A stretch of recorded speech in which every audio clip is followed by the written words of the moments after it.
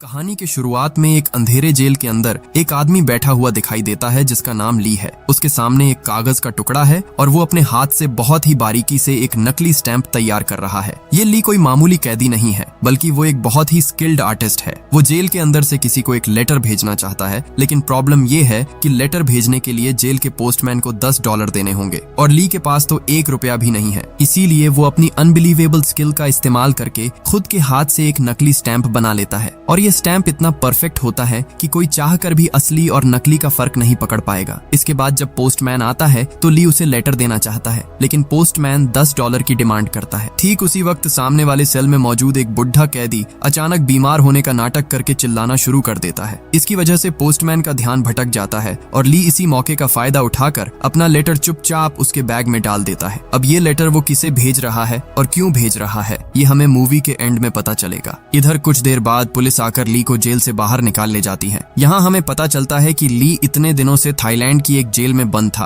और अब Hong Kong police के इंस्पेक्टर हो उसे अपनी कस्टडी में ले आए हैं। इंस्पेक्टर हो उसे इंट्रोगेशन रूम में बिठाकर एक एक करके उसके खिलाफ लगे सारे चार्जेस पढ़ना शुरू करते हैं। पहला इल्जाम है नकली नोट बनाना। इसके अलावा 2 साल पहले कनाडा के एक हाईवे पर सेंट्रल बैंक की एक गाड़ी पर उसने हमला किया था, जहाँ लगभग 7 गार्ड्स की जान चली गई थी। सिर्फ इतना ही नहीं, इसके बाद शहर में और भी कई अटैक्स हुए थे। पुलिस को शक है कि इन सब के पीछे एक इंटरनेशनल गैंग का हाथ है और ली पर इन सब घटनाओं में सीधे तौर पर शामिल होने का आरोप है। लेकिन ली हमेशा की तरह सारे आरोपों से इनकार करता है। वो बार बार एक ही बात कहता है कि इन सब का मास्टरमाइंड पेंटर नाम का एक बहुत बड़ा माफिया है। हालांकि इस पेंटर का असली नाम क्या है या वो कहाँ मिलेगा, इसके बारे में वो कोई जानकारी नहीं दे पाता। आज भी इंस्पेक्टर हो के सामने पेंटर के बारे में उसके मुंह से कोई काम की बात नहीं निकलती, बल्कि उसके चेहरे पर जबरदस्त खौफ दिखाई देता है। वो रोते हुए कहता है कि पेंटर उसे ढूंढकर मार डालेगा, इसलिए उसे जितनी जल्दी हो सके वापस जेल भेज दिया जाए। इसके बाद पुलिस उसके ब्लड और हेयर सैंपल्स कलेक्ट करके क्राइम स्पॉट पर मिले डीएनए से मैच करती है और रिजल्ट में हर एक सैंपल ली के साथ पूरी तरह मैच हो जाता है। इसका मतलब है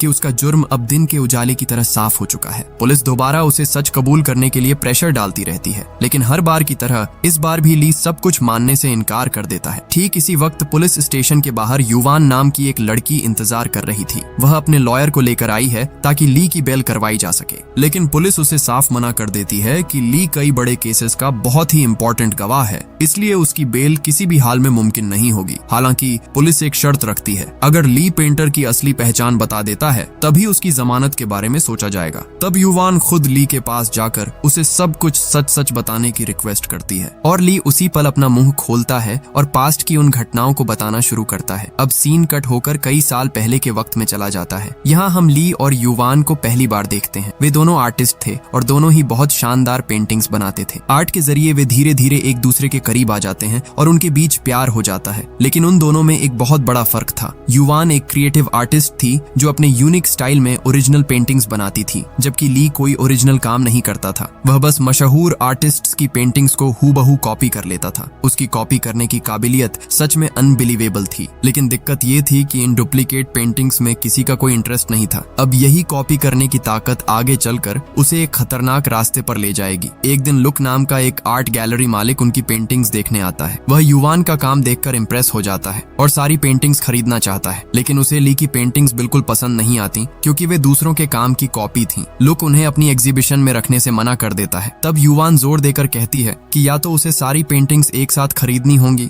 वरना वह एक भी नहीं बेचेगी। लुक के जाने के बाद ली युवान से कहता है कि तुम मेरी फिक्र मत करो, मेरी सारी पेंटिंग्स टोक्यो के एक आदमी ने पहले ही खरीद ली हैं। लेकिन कुछ देर बाद युवान को समझ आ जाता है कि ली झूठ बोल रहा है, उसकी एक भी पेंटिंग नहीं बिकी थी। असल में ली चाहता था कि उसकी वजह से युवान के करियर में कोई रुकावट न आए। खैर, एग्जीबिशन वाले दिन युवान अपनी पेंटिंग्स के बगल में चुपके से ली की एक पेंटिंग रख देती है। सब लोग काम की तारीफ कर रहे थे, तभी एक आदमी आकर ली की पेंटिंग का मजाक उड़ाने लगता है। उसका यह बर्ताव देखकर युवान को इतना गुस्सा आता है कि वह उसके ऊपर पानी फेंक देती है। हालांकि रेस्टोरेंट में बैठकर वे काफी देर तक बात करते हैं। वह आदमी अपना इंट्रो पेंटर के तौर पर देता है। हाँ, यह वही पेंटर है जिसका नाम ली बार बार पुलिस को बता रहा था। पेंटर ली की तारीफ करते हुए कहता है कि किसी भी तस्वीर को इस तरह कॉपी करना कोई छोटी बात नहीं है। वह सीधे ऑफर देता है कि तुम्हारा यह टैलेंट मेरे बहुत काम आएगा। अगले दिन ली पेंटर से मिलता है और कहता है कि वह उसका कोई भी ऑफर मानने को तैयार है। पेंटर हंसते हुए उसे अपनी टीम में वेलकम करता है, लेकिन ली को जो काम करना होगा वो सुनकर उसके पैरों तले से जमीन खिसक जाती है। पेंटर उसके सामने $1 थमाकर कहता है कि तुम्हें उन्हें इस नोट को हूबहू तैयार करना होगा। इसका मतलब है कि वो ली को सीधे सीधे जाली नोट बनाने का ऑफर दे रहा है। ली तुरंत बुरी तरह भड़क जाता है और उसके प्रपोजल को ठुकरा देता है। तब पेंटर बताता है कि उसका असली नाम सैंग है। पिछले 3 जनरेशन से वे जाली नोट छापने का बिजनेस कर रहे हैं, लेकिन आज तक किसी को जेल नहीं जाना पड़ा क्योंकि वो ये सारा काम बहुत ही सावधानी से करता है। अब सवाल ये है कि क्या ली आखिर में इस खतरनाक ऑफर के लिए राजी होता है? पेंटर तब ली को समझाने लगता है कि ये जो नया डॉलर छापा गया है, इसमें मौजूद तस्वीरें और लेटर्स का पैटर्न इतना कॉम्प्लिकेटेड है कि हाई क्वालिटी के महंगे प्रिंटर्स भी उसे ठीक से प्रिंट नहीं कर सकते। इसलिए यहाँ ली के हाथों की उस अनबिलीवेबल स्किल की जरूरत होगी और ली का काम देखकर ही पेंटर उसे इस ऑफर के लिए राजी करना चाहता है। ली पहले तो मना कर देता है, लेकिन अपनी खराब माली हालत के बारे में सोचकर आखिरकार मान जाता है।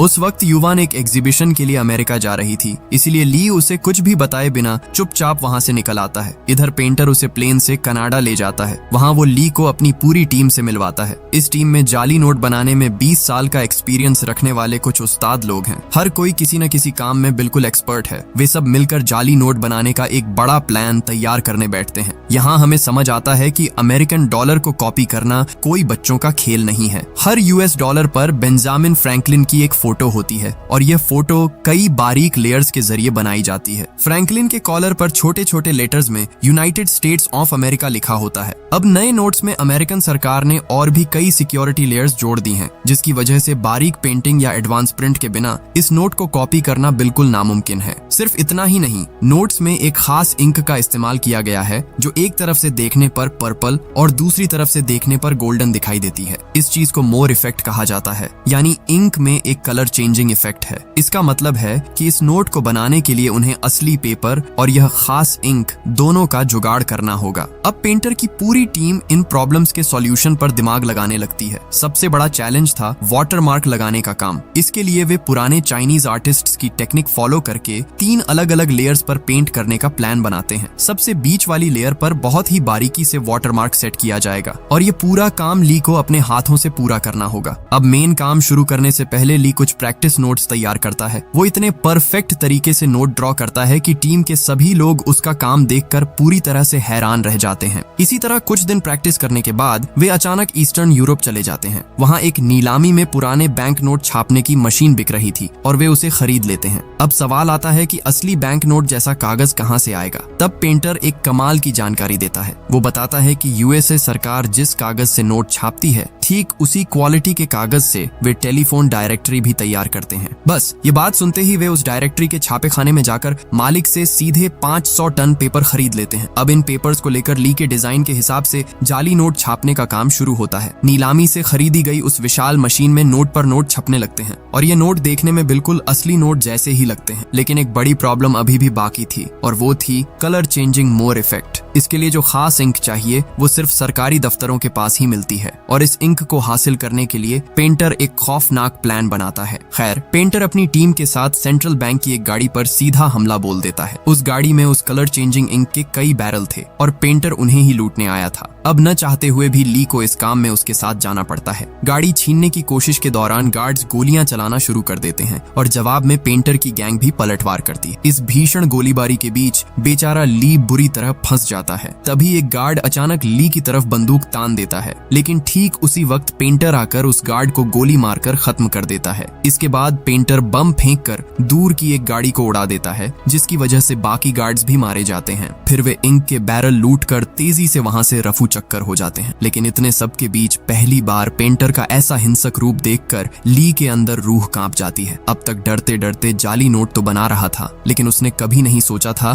कि उसे खून खराबे में भी शामिल होना पड़ेगा। पर अब वो एक ऐसे दलदल में फंस चुका था जहां से बाहर निकलने का कोई रास्ता नहीं था। इधर मोर इफेक्ट वाली इंक लाने के बाद वे उसे प्रिंटर में लगाकर दोबारा नोट छापना शुरू करते हैं और अब जो नोट बाहर निकलते हैं उन हर एक नोट में असली नोट की तरह ही कलर चेंजिंग इफेक्ट दिखाई देता है। ये नजारा देखकर पूरी टीम खुशी से उछलने लगती है, क्योंकि उन्होंने कुछ ऐसा बना लिया था जिसे असली नोट से अलग करना नामुमकिन था। लेकिन ली अंदर ही अंदर बहुत ज्यादा गिल्ट महसूस कर रहा था। वह पेंटर से पूछता है कि जब यह इंक खत्म हो जाएगी तो क्या फिर से लोगों को मारकर इंक लानी होगी? इससे बेहतर है कि मैं खुद यह इंक बनाने की कोशिश करके देखूं। लेकिन पेंटर उसकी बात सुनकर उसे जोर से झिड़क देता है और चुप करा देता है। अब पेंटर के ऑर्डर पर उसके लोग सूटकेस में भरकर जाली नोट अलग अलग देशों में स्मगल करना शुरू कर देते हैं। इस तरह उनका जाली नोटों का साम्राज्य साम्राज्य दिनों दिन बढ़ता जाता है, लेकिन पुलिस को पहले ही उनकी हरकतों की भनक लग चुकी है। विंग नाम के एक अंडरकवर पुलिस ऑफिसर को इस केस की इन्वेस्टिगेशन की जिम्मेदारी दी जाती है। यह विंग इंस्पेक्टर हो के साथ मिलकर पेंटर की गैंग की मूवमेंट को फॉलो करना शुरू करता है। फिर एक खरीदार का भेस बदलकर वे सीधे गैंग के मेंबर्स से मिलने जाते हैं। यहाँ पेंटर के लोग समंदर के बीच एक नाव पर पार्टी कर रहे थे। हालांकि पेंटर और ली वहाँ मौजूद नहीं थे। विंग वहाँ से सब कुछ ऑब्जर्व करता है और फिर निकल जाता है। लेकिन पेंटर का असली खेल तो अभी शुरू ही नहीं हुआ था।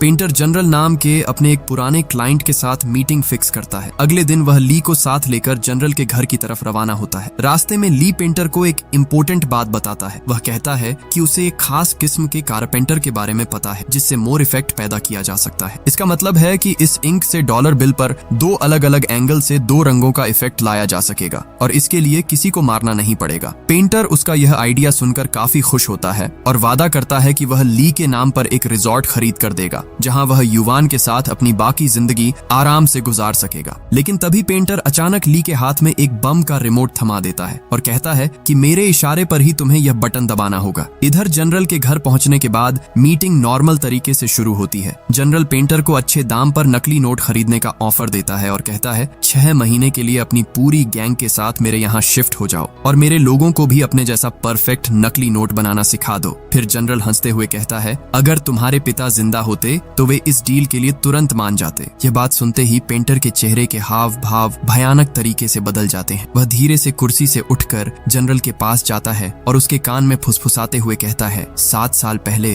तुमने ही मेरे पिता का खून किया था। यह सुनकर जनरल समझ जाता है कि पेंटर यहाँ बिजनेस करने नहीं बल्कि बदला लेने आया है। पेंटर अपनी शर्ट खोलकर दिखाता है कि उसकी पूरी बॉडी पर बम बंधे हुए हैं। फिर वह चिल्लाकर ली को रिमोट का बटन दबाने के लिए कहता है, लेकिन डर के मारे थर थर कांप रहा ली अपना हाथ तक नहीं हिला पा रहा है। पेंटर के और भी जोर से डांटने पर ली के हाथ से रिमोट जमीन पर गिर जाता है और गिरते ही उसका स्विच दब जाता है। लेकिन धमाका पेंटर की बॉडी पर बंधे बमों से नहीं होता क्योंकि वे तो नकली थे। असल में ब्लास्ट बाहर पार्क की हुई पेंटर की गाड़ी में होता है। मतलब क्या ही बोलूं, यह आदमी अपनी गाड़ी में पूरा का पूरा बम लेकर घूम रहा था। धमाके के जोरदार झटके से जनरल के कई लोग वहीं ढेर हो जाते हैं। बाकी लोग दौड़ कर आते हैं और पेंटर पर गोलियां चलाने लगते हैं। लेकिन पेंटर दोनों हाथों में 2 पिस्टल लेकर ऐसे स्टाइल में गोलियां चलाता है कि एक के बाद एक लोग जमीन पर गिरने लगते हैं। लेकिन यह तो बस शुरुआत थी क्योंकि जनरल भी कोई कच्चा खिलाड़ी नहीं था, पर पेंटर ने इसके लिए पहले से इंतजाम कर रखा था। उसका एक साथी दूर जंगल से लगातार रॉकेट लॉन्चर दागना शुरू कर देता है। रॉकेट लॉन्चर के हमलों से वहां सब कुछ उड़ जाता है और पूरा इलाका आग की लपटों में घिर जाता है। चारों तरफ धुएं और बर्बादी के बीच पेंटर 2 राइफलें लेकर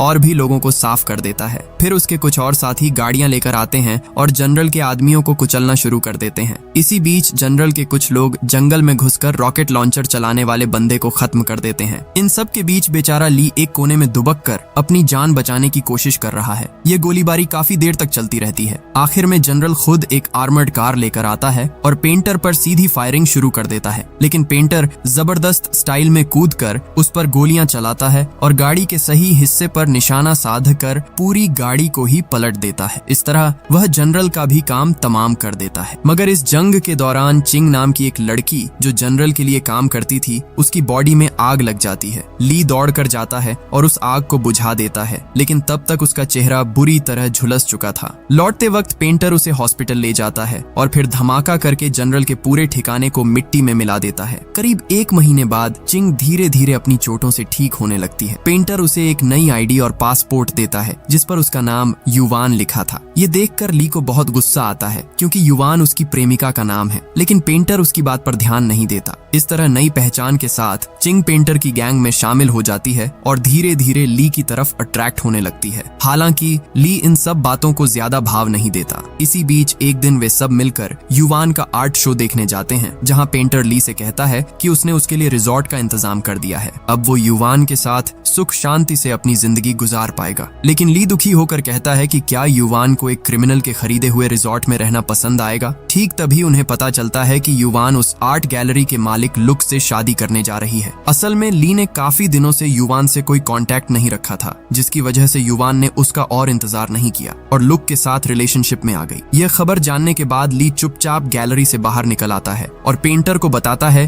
कि वह और चिंग अब यह गैंग छोड़ना चाहते हैं। पेंटर बुरी तरह भड़क कर उसे गालियां देता है और कहता है कि इंक बनाने का काम खत्म करके ही वह यहाँ से जा सकता है। इधर वह अंडरकवर ऑफिसर विंग अब भेस बदलकर सीधे पेंटर से मिलना चाहता है, लेकिन पेंटर के मन में पहले से ही शक था। वह छानबीन करके पता लगाता है कि अंकल यान नाम के उसके एक गैंग मेंबर ने एक घड़ी खरीदी है और उसे खरीदने के लिए उसने उनके अपने बनाए हुए जाली नोटों का इस्तेमाल किया है, जबकि पेंटर की गैंग का सख्त रूल है कि कोई भी खुद के जाली नोटों से कुछ भी नहीं खरीदेगा। इसका मतलब था कि यान ने रूल्स तोड़े हैं और उसकी इसी गलती की वजह से पुलिस को उनकी हरकतों का पता चल गया है। इसी वजह से पेंटर यान को सजा देना चाहता है। यान उसके सामने गिरकर गिड़गिड़ाने लगता है और अपनी पत्नी और बेटी की जान की भीख मांगता है, क्योंकि पेंटर का एक और खौफनाक नियम है, अगर कोई गलती करता है तो उसके परिवार को भी खत्म कर दिया जाता है। लेकिन पेंटर यान की रोने धोने वाली बातों पर ध्यान नहीं देता और ठंडे दिमाग से सीधे उसे गोली मार देता है। यह बेरहम कत्ल देखकर ली खुद पर काबू नहीं रख पाता। वह तुरंत पेंटर पर झपट पड़ता है, लेकिन पेंटर उसके कान के पास से गोली चला देता है और उसके चेहरे पर एक जोर का मुक्का जड़ देता है। इधर विंग दोबारा भेस बदलकर पेंटर से मिलने आता है, लेकिन पेंटर को उसके सारे प्लान पहले से पता थे, इसलिए बात करने के दौरान वह अचानक ली से कहता है कि वह विंग को गोली मार दे, लेकिन इस बार भी ली अपनी जगह से हिल नहीं पाता।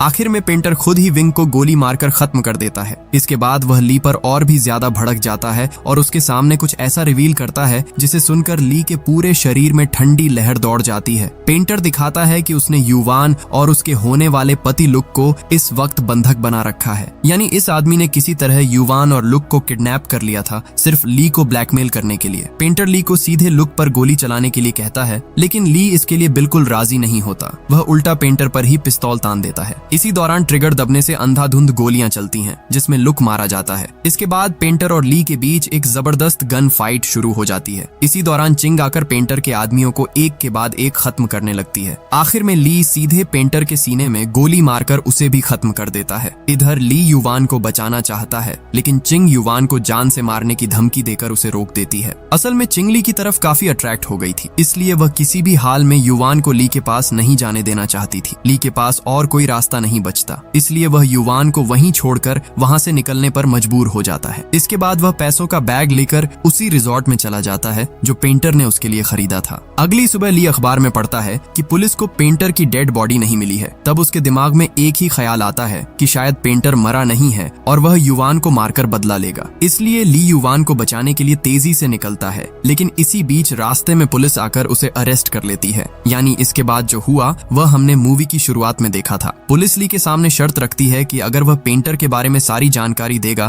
तभी उसे जमानत मिलेगी, और जिस युवान को ली छोड़कर आया था वही युवान उसे बचाने आई है, क्योंकि ली ने जेल से लेटर लिखकर उससे माफी मांगी थी। याद है मूवी की शुरुआत में नकली स्टैंप लगाकर लेटर भेजने वाली बात? वह लेटर असल में इसी युवान को भेजा गया था। इधर युवान की सलाह पर ली पेंटर के बारे में शुरू से लेकर अंत तक सब कुछ पुलिस को सच सच बता देता है। पुलिस उसे पेंटर का एक स्केच बनाने के लिए कहती है, जिसके बाद उसकी जमानत हो जाती है और पुलिस उसे एक होटल में ले जाकर छोड़ देती है। वहाँ ली युवान से माफी मांगता है और उनके बीच एक रोमांटिक पल बीतता है। ठीक उसी वक्त इंस्पेक्टर हो को पुलिस की वर्दी पहने एक आदमी दिखाई देता है, जिसका चेहरा ली के बनाए हुए पेंटर के स्केच से हूबहू मिलता है। और मजेदार बात यह थी कि वह आदमी पुलिस की वर्दी पहनकर खुद पुलिस स्टेशन के अंदर जा रहा था, इसीलिए वो अपनी टीम के साथ मिलकर उसे तुरंत अरेस्ट कर लेता है। सबको लगता है कि देश का मोस्ट वांटेड क्रिमिनल आखिर पकड़ा गया, लेकिन वह आदमी हैरान होकर चिल्लाता है, मैं क्रिमिनल कब से हो गया? मैं तो एक मामूली पुलिस कांस्टेबल हूँ। जब वह अपनी आईडी दिखाता है तो इंस्पेक्टर हो का चेहरा सफेद पड़ जाता है, क्योंकि अब उसे समझ आ जाता है कि ली ने उन सबको इतनी देर से बेवकूफ बनाया है। लेकिन यकीन मानिए, असली सच तो अभी बाकी है और ये इतना चौंकाने वाला है कि आप दंग रह जाएंगे। क्या आप अभी तक बात समझ पाए? इतनी देर से जिस भयानक पेंटर की कहानी सुनाई जा रही थी, वह पेंटर असल में कोई और नहीं बल्कि खुद ली है, जाली नोट डिजाइन करने से लेकर सेंट्रल बैंक की गाड़ी पर हमला करने और जनरल के ठिकाने पर नरसंहार करने तक ये सब कुछ उसने अकेले ही अंजाम दिया था। लेकिन खुद को बचाने के लिए उसने पुलिस के सामने बहुत ही मासूम बनकर पेंटर नाम का एक काल्पनिक किरदार खड़ा कर दिया और जिस बेचारे पुलिस कांस्टेबल को उसने गिरफ्तारी के वक्त ड्यूटी पर देखा था उसी का चेहरा उसने पेंटर के स्केच के तौर पर बना दिया। सोचिए, पूरी मूवी के दौरान हमें लगा कि ली एक मासूम आर्टिस्ट है जिसे जबरदस्ती इस जुर्म में घसीटा गया, जबकि वही इस पूरे ऑपरेशन का असली मास्टरमाइंड था। सिर्फ इतना ही नहीं, और भी भयानक सच ये है कि चीन से आने के बाद ली की युवान से कभी मुलाकात ही नहीं हुई थी। जो लड़की उसे बचाने पुलिस स्टेशन आई थी और जिसके साथ वह होटल में था, वह असल में युवान नहीं थी, वह वही चिंग थी जिसकी ली ने प्लास्टिक सर्जरी करवाकर उसे युवान का चेहरा दे दिया था। याद है, जनरल के ठिकाने पर उस जंग के दौरान चिंग का चेहरा झुलस गया था। ठीक उसके बाद ली ने उसे युवान जैसा बनवा दिया, क्योंकि वह असली युवान को कभी हासिल नहीं कर सका था, इसलिए उसने चिंग को युवान बनाकर अपने पास रख लिया। खैर, अगले दिन नकली युवान बनी हुई चिंग बुरी तरह चिढ़ जाती है। उसे समझ आ जाता है कि ली ने उसे कभी चिंग के तौर पर प्यार किया ही नहीं, वह तो बस उसके अंदर युवान का चेहरा ढूंढता रहा। इसी गुस्से में चिंग असली युवान और उसके बॉयफ्रेंड लुक को किडनैप कर लेती है और ली से कहती है, अगर तुम वाकई मुझसे प्यार करते हो तो इन्हें खत्म कर दो। तब उनके बीच गन फाइट शुरू होती है और उस गोलीबारी में लुक मारा जाता है। इसके बाद जब ली वहां से भागता है तो पुलिस उसे पकड़ लेती है, लेकिन वही चिंग फिर से उसे बचाने आती है क्योंकि ली ने जेल से लेटर लिखकर उससे माफी मांगी थी। अब यह सारा सच जानने के बाद इंस्पेक्टर हो तुरंत होटल की तरफ भागता है, लेकिन तब तक बहुत देर हो चुकी थी। होटल के सारे गार्ड्स को खत्म करके ली और चिंग पहले ही फरार हो चुके थे। अब वे दोनों समंदर के रास्ते एक बोट में बैठकर हांगकांग से बहुत दूर भाग रहे थे। लेकिन तभी चिंग अचानक एक ऐसी बात बताती है जिसे सुनकर ली का दिल टूट जाता है। चिंग बताती है कि वह जानबूझकर बोट को गोल गोल घुमा रही है और यहाँ आने से पहले उसने एक लाइटर पर बोट का नंबर लिख दिया था ताकि पुलिस उन्हें आसानी से ढूंढ ले। अब इसका कारण क्या था? क्योंकि चिंग समझ गई थी कि ली उसे कभी प्यार नहीं करेगा, वह सिर्फ उसके चेहरे में बसी युवान से प्यार करता है। यानी चिंग भी अब ली से बदला लेना चाहती है। तभी ली देखता है कि पुलिस ने उन्हें चारों तरफ से घेर लिया है। वह तेजी से बोट चलाकर भागना चाहता है, लेकिन चिंग ने बोट में पहले से ही एक्सप्लोसिव्स छिपा रखे थे। वह ट्रिगर दबा देती है और एक जोरदार धमाके के साथ पूरी बोट आग के गोले में बदल जाती है। आखिर में वह आग उन दोनों को निगल लेती है। ली की मौत के बाद इंस्पेक्टर हो असली युवान के पास जाता है। वह उसे बताता है कि उन्होंने पेंटर की पहचान कर ली है। अब युवान को तो यह पता ही नहीं था कि ली ही असली पेंटर है, क्योंकि किडनैप के वक्त उसकी आंखों पर पट्टी बंधी थी। जब इंस्पेक्टर हो उसे ली की फोटो दिखाता है तो वह कहती है, हाँ, मैं इस आदमी को जानती हूँ, ये कभी मेरा पड़ोसी हुआ करता था। इसका मतलब ये है कि ली और युवान के बीच कभी कोई रिश्ता था ही नहीं। उसका प्यार पूरी तरह से एक तरफा था और उसने कभी युवान से अपने दिल की बात भी नहीं कही थी। वह उसके लिए इतना ऑब्सेस्ड था कि वह युवान जैसा आर्टिस्ट बनना चाहता था, लेकिन उसके जैसा ओरिजिनल आर्टिस्ट बनना ली के बस में नहीं था। इसीलिए उसने अपनी कॉपी करने की जबरदस्त स्किल का इस्तेमाल करके एक गलत रास्ता चुन लिया। उसका प्लान था कि बहुत सारा पैसा कमाकर वह एक दिन युवान के सामने सिर उठाकर खड़ा होगा, लेकिन उसका वह सपना भी आखिरकार राख हो गया। समंदर के काले पानी में बिखरे हुए बोट के टुकड़े, जलते हुए कागज की राख और एक कमाल के टैलेंट का यह बेकार अंत जिससे उसने प्यार किया, वह उसे जानती तक नहीं थी, और जिसने उसे प्यार किया उसकी उसने कभी कद्र नहीं की। और यहीं पर यह कहानी खत्म हो जाती है।